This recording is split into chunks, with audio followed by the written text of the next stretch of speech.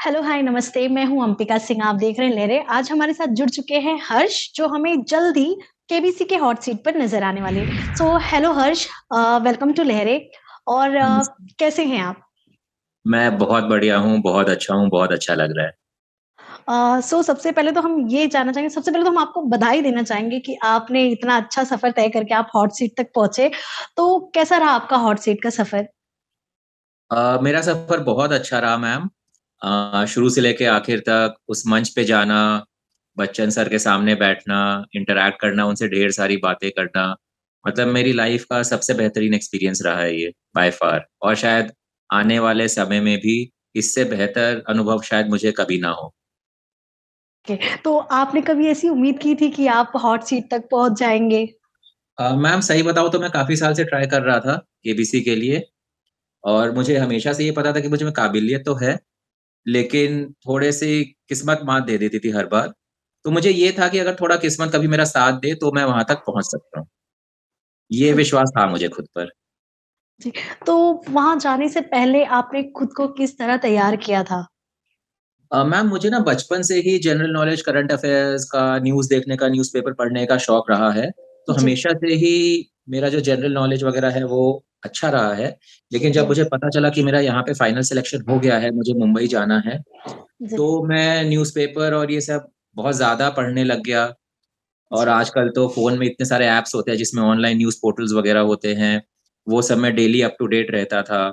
जी, और इसमें कोई कोर्स तो होता नहीं है, कहीं से भी कोई भी सब्जेक्ट के बारे में पूछ लेते हैं, तो जो फिर मेरे सब्जेक्ट्स, जो टॉपिक्स मेरे थोड़े वीक हैं, जिनके बारे में मुझे कम नॉलेज है, उन पे मैंने ज़्यादा फ़ोकस किया। तो बस जी। इसी तरह से तैयारी की मैंने। जी, जैसे कि आपने कहा आपका फाइनल सिलेक्शन हो गया था, तो आप मुंबई आने के लिए काफ़ी एक्साइटेड थे।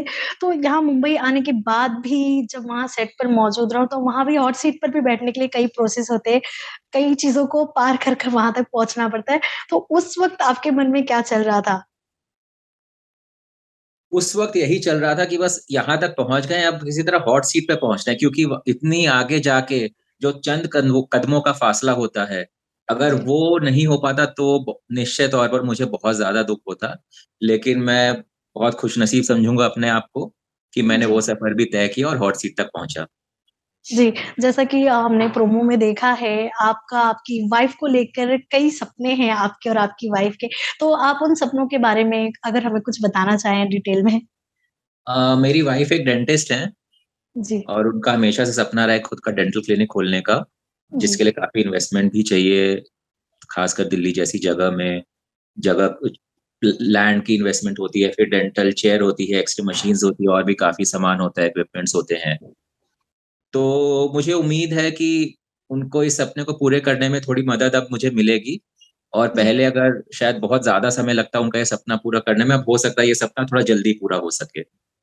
और जो जी, उनका सपना है डेंटल क्लिनिक खोलने का, वही मेरा भी सपना है। ओके। सो जैसे कि यहाँ शो तक तो आप पहुँच गए, तो शो में जुड़ने के बाद से फैमिली, फ्रेंड्स या रिलेटिव्स होते हैं जो उनका नज़रिया आपके थ्रू मतलब आपकी तरफ कुछ बदला है या नहीं हॉट सीट पर बैठने के बाद? मैम सही बताऊँ तो अभी मेरे मम्मी-पापा और मेरे इन-लॉज़ को छोड़ के किसी को बताया नहीं है अच्छा, और उनके लिए मैं एक सरप्राइज़ रखना चाहता हूँ। जी। तो जिस दिन शो आना होगा, मैं उसी दिन उनको सुबह बताऊँगा कि आज मेरा शो देखिए, आज मैं हॉट सीट पे आने वाला हूँ। तो अभी किसी ज़्यादा लोगों को पता नहीं है इसके बारे में। जी। सो जैसा कि आपको शो में जाना था, आपने कहा कि आपका ये बहुत पहले से आपका ये सपना था केबीसी में पहुँचने का। तो आपको यहाँ तक पहुँचने के लिए सबसे ज़्यादा सहयोग किसका मिला है?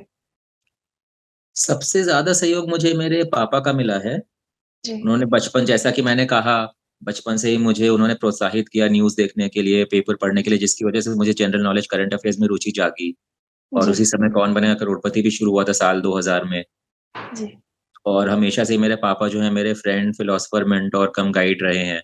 तो जी, उन्होंने सबसे ज़्यादा प्रोत्साहित किया और जैसे मेरी शादी कुछ साल पहले हुई थी और मैं हर सीज़न में ट्राई करता था, केबीसी के लिए नहीं हो पाता था, तो मैं बहुत ज़्यादा हताश, निराश हो जाता था, गिव अप करने वाला कई बार होता था, तो मेरी पत्नी मुझे काफ़ी मोटिवेट करती थी कि जी। नहीं, एक न एक दिन नंबर आएगा और आप गिव अप मत करो, ट्राई करते रहो और मैं बहुत खुश हूँ कि आज वो दिन आ गया। जी, सो हम जानना चाहेंगे कि हॉट सीट पर बैठने के बाद कुछ ऐसा एक्सपीरियंस वहाँ हुआ हो जो स्टे मतलब हॉट सीट पर या वहाँ सेट पर जो आप हमारे साथ या दर्शकों के साथ शेयर करना चाहें? मैम सही बताऊँ तो हॉट सीट पे बैठना और बच्चन सर के सामने बैठना, उनके साथ गेम शो खेलना, उनसे बातें करना ही अपने आप में एक बहुत बड़ा एक्सपीरियंस है। तो जी, मैं कोई 1 या 2 बात मेरे ज़हन में नहीं आ रही है, पूरा का पूरा जो एक्सपीरियंस था मेरा ख़ासकर हॉट सीट पे बैठने के बाद, पूरा जी, का पूरा एक्सपीरियंस बहुत ही अमेज़िंग था, बहुत अच्छा था। जी। सो यहाँ मुंबई से जैसे कि आपने यहाँ पे पूरा गेम आपने खेल लिया, सारे जवाब सवाल हो गए आपके। उसके बाद घर जाने के बाद आपका स्वागत कैसे हुआ था? जैसे कि आपने बताया आपकी वाइफ को, आपके पेरेंट्स को पता था कि आप वहाँ से हैं, तो घर पे आपका स्वागत कैसे हुआ था? मेरे को खाने-पीने का बहुत शौक है। जी, अ, तो मैं घर पहुँचा तो मम्मी-पापा मीठा काफ़ी लेके आए हुए थे, पहले से ही मुझे नहीं पता था। जी, लड्डू भी थे, रसगुल्ले भी थे, बर्फ़ी भी थी, तो घर पहुँचते ही वो सब काफ़ी सारा खाने को मिला। इसकी मैंने उम्मीद नहीं की थी, लेकिन मुझे आते ही मीठा काफ़ी कुछ खाने को मिला और इस तरह से मेरा स्वागत हुआ था, जी, खूब सारा मीठा खिलाकर। जी। तो ये आपका ये जो केबीसी का ये जो आपने ये दौर किया है, ये कुछ दिनों में जो आपने पूरा कर लिया है अभी, तो इसकी कुछ इससे मतलब क्या सीखा आपने इस दौर से, केबीसी के? मैंने ये सीखा सिर्फ़ कुछ दिन नहीं, मैं पिछले कुछ सालों की बात बताना जी, चाहूँगी जी, सालों से। कभी कि देखिए, मैं अकेला वो इंसान नहीं हूँ जो इतने सालों से कोशिश कर रहा होगा इस मंच पे हुँ, आने के लिए। जी, लाखों लोग होंगे, करोड़ों लोग जी, होंगे। बहुत से लोग हैं वो 1 बार, 2 बार, 3 बार, 4 बार ट्राई करके गिव अप कर देते हैं। जी, मैं बस यही कहूँगा कि आप कभी गिव अप मत करिए, मैंने जो सीखा है। क्योंकि जी, आज से 22 साल पहले जब ये शो शुरू हुआ था तब मैं अपने पापा के लिए ट्राई करता था क्योंकि मैं 18 साल से कम ऐज का था। जी, फिर जब मैं 18 साल का हुआ तो मैं हर सीज़न खुद के लिए ट्राई करता था। लेकिन 22 सालों में कभी नंबर नहीं आया था। इस बार मेरा नंबर आया और मैं आखिर तक पहुँचा। तो मैं यही कहना चाहूँगा अपने खुद के एक्सपीरियंस से, एक मैसेज देना चाहूँगा लोगों को कि आप ट्राई करिए, अपने आप पर भरोसा रखिए और किस्मत भी उन्हीं का साथ देती है जो कभी हार नहीं मानते। तो आप ट्राई करते रहिए, आपका सपना जी, एक न एक दिन ज़रूर पूरा होगा। जी। जैसे कि आपने कहा आप आपकी वाइफ़ के लिए डेंटल क्लिनिक ओपन करना चाहते हैं। सो जीती हुई राशि का उसके अलावा आप और क्या करना पसंद करेंगे? उसके अलावा मेरे खुद के तो कोई ज़्यादा वैसे सपने नहीं है, लेकिन हाँ, एक फ़ॉरेन टूर करना चाहता हूँ मैं वाइफ़ के साथ। हम काफ़ी जी, टाइम से सोच भी रहे थे, चाह भी रहे थे, लेकिन पिछले ढाई साल, 3 साल से पूरा कोरोना का कहर छाया हुआ है। तो जी, इंडिया में तो थोड़ा बहुत घूमना हो जाता था, फ़ॉरेन में नहीं हो पाता था। जी, तो अब उम्मीद है कि बहुत ही जल्द हम लोग एक फ़ॉरेन टूर भी करेंगे। वो कर जी। लेंगे तो मुझे बहुत खुशी होगी। बस मेरा वही सपना है। जी, और बात करें अगर केबीसी के दर्शकों का या जिन्हें शो में जाना है हॉट सीट पर बैठना है, उनके लिए आप क्या मैसेज देना चाहेंगे? उनके लिए मैं यही मैसेज देना चाहूँगा कि जब केबीसी का रजिस्ट्रेशन शुरू होते हैं तो 10-15 दिन शायद एसएमएस से और ऐप के थ्रू रजिस्टर करना होता है। जी, आप हमेशा करिए, आपके पास जितने भी मोबाइल नंबर हैं करिए, अपने मोबाइल नंबर से करिए, अपने माता-पिता, पत्नी जिन बच्चों जिनके साथ भी आप रहते हैं, आप एक-एक मोबाइल नंबर से ट्राई करिए। जी, कभी नहीं पता कि कब किसकी किस्मत चमक जाए और हाँ जी, केबीसी जो है वो ऐसा मंच है हॉट सीट पे आने के बाद आपसे बहुत अलग-अलग तरह के अलग-अलग विषयों से सवाल पूछे जाएँगे।